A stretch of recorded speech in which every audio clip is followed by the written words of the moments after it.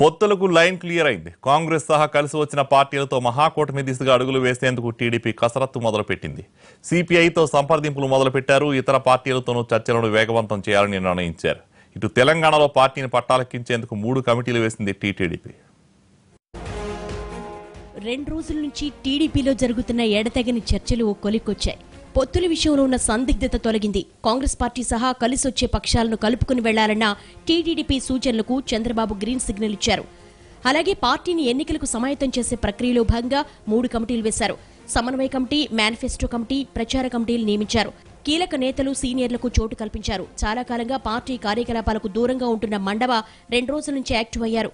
Telugu Desam party general బాడీలో polit బ్యూరోతో మొదలు పెడితే కార్యకర్త వరకు అందరూ నిన్న చర్చలలో పాల్గొని సమావేశంలో ఏకాభిప్రాయానికి వచ్చేసి తెలంగాణ రాష్ట్రంలో తెలుగుదేశం పార్టీ శాశ్వతంగా ఉండే అవసరం ఉంది. ఒక చారిత్రక అవసరం ఇది. ఈ ప్రాంత ప్రయోజనాలు తెలుగుదేశం పార్టీ ఇచ్చినటువంటి కృషి ఎప్పటికీ ప్రజలు మర్చిపోరు. ఈ ప్రజల జీవితాలలో వెలుగులు నింపాలన్నా, జీవన ప్రమాణాలు పెరగాలన్నా, అభివృద్ధిలో మరింత ముందుకెళ్లాలన్నా, గతంలో చేసినటువంటి అభివృద్ధికి తోడు మరింత అభివృద్ధి జరగాలన్నా తెలుగుదేశం పార్టీకి సాధ్యమని చెప్పని ఇక్కడ ఉండేటువంటి కామన్ సమస్యలను, ప్రజా సమస్యలను వాటన్నిటి చర్చించి అందరికి ఆమోదయోగ్యంగా కూటమిగా ఏర్పడి ప్రభుత్వంలోకి రావాలని ఏకైక లక్ష్యంతో ముందుకెళ్తాం. పొత్తుల చర్చల ప్రక్రియను వేగవంతం చేయాలని చంద్రబాబు సూచనలను వెంటనే అమల్లో పెట్టారు ఎల్ రమణ. సిపిఐ నేత చాడా వెంకటరెడ్డితో రమణ భేటీ అయ్యారు. పొత్తుల వ్యవహారంపై సీరియస్ డిస్కషన్ కు తెరలేపారు. మహాకూటమి కావచ్చు, ఐక్య వేదిక కావచ్చు, పేరేదైనా టీఆర్ఎస్ వ్యతిరేక కూటమి ఏర్పాటుకు కసరత్తు మొదలైంది. కేసీఆర్ వ్యతిరేకులను ఏకతాటి మీదకి తెచ్చే ప్రయత్నాలు ముమ్మరం చేయాలి అన్న అభిప్రాయానికి వచ్చినట్లుగా సమాచారం. కోదండరాం స్థాపించిన టీజేఎస్ తో చర్చలు జరపడంతో పాటు ఉద్యమ సంఘాల నేతలను కలుపుకుని వెళ్లే ప్రయత్నం చేయాలని భావిస్తున్నారు. తెలంగాణలో ఈరోజు నిరంకుశత్వ పరిపాలన సాగుతున్నది. ప్రజాస్వామ్య గొంతుక నొక్కేయబడింది. అందుకనే ఇవాళ టీఆర్ఎస్ పార్టీ మళ్ళీ అధికారంలోకి వస్తే, కేసీఆర్ మళ్ళీ ముఖ్యమంత్రి అయితే ఇంకా తెలంగాణలో రానున్న కాలంలో ప్రజాస్వామ్యం ఉండదు. వాగ్దానాలు వర్షం కురిపించడం తప్ప అమలు శూన్యంగా ఉన్నటువంటి పరిస్థితుల్లో, అణచివేతలు పెరిగిన పరిస్థితుల్లో, నిర్బంధకాండ పెరుగుతున్న నేపథ్యంలో ఒక మహాకూటమిగా ఏర్పడాలని భావించాం.